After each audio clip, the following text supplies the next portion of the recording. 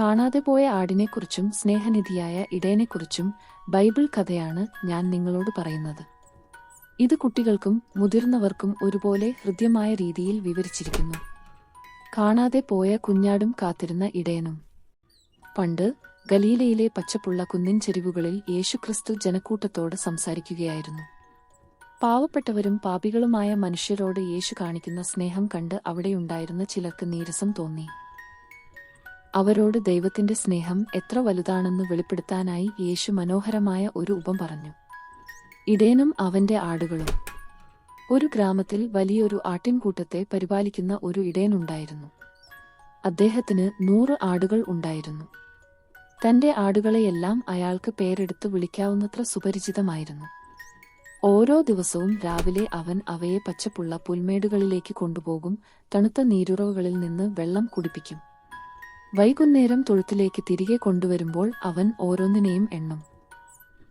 ഒരു ദിവസം വൈകുന്നേരം ആടുകളെല്ലാം മടങ്ങി വരുമ്പോൾ ഇടയൻ അവയെ എണ്ണുകയായിരുന്നു. 1, 2, 3, 98, 99. അവൻ ഒന്ന് ഞെട്ടി.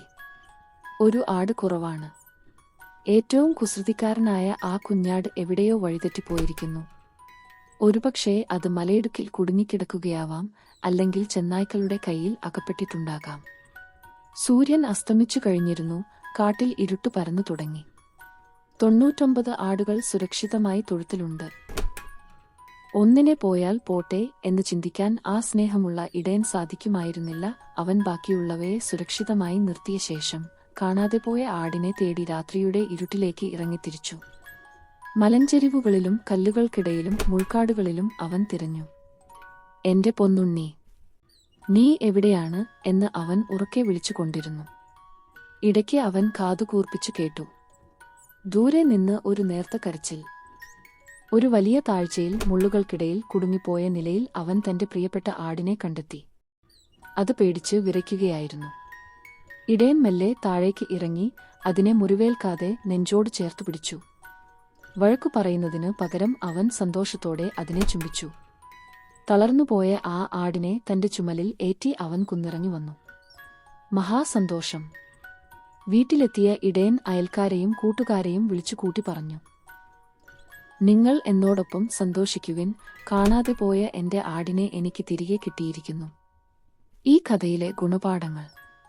ദൈവത്തിന്റെ അപാരമായ സ്നേഹം. നമ്മൾ വഴിതെറ്റിപ്പോയാലും ദൈവം നമ്മെ ഉപേക്ഷിക്കില്ല. ഒരു നല്ല ഇടയനെപ്പോലെ അവൻ നമ്മെ തേടി വരികയും തിരികെ കൊണ്ടുവരികയും ചെയ്യുന്നു. 100 പേരിൽ ഒരാൾ വഴിതെറ്റിയാലും ആ ഒരാൾ ദൈവത്തിന് പ്രിയപ്പെട്ടവനാണ്. ആരെയും ദൈവം നിസ്സാരമായി കാണുന്നില്ല. ക്ഷമയും കരുണയും തെറ്റുപറ്റിയവരെ ശിക്ഷിക്കുന്നതിനേക്കാൾ അവരെ സ്നേഹത്തോടെ തിരികെ കൊണ്ടുവരുന്നതിലാണ് യഥാർത്ഥ സന്തോഷം. പശ്ചാത്താപത്തിന്റെ പ്രാധാന്യം. ഒരു പാപി പശ്ചാത്തപിച്ച് മടങ്ങി വരുമ്പോൾ സ്വർഗത്തിൽ വലിയ സന്തോഷമുണ്ടാകുന്നു. നിങ്ങൾക്ക് ഈ കഥ ഇഷ്ടപ്പെട്ടോ? ഇനിയും ഇതുപോലെ ഉള്ള കഥകൾ കേൾക്കാൻ ചാനൽ സബ്സ്ക്രൈബ് ചെയ്യൂ.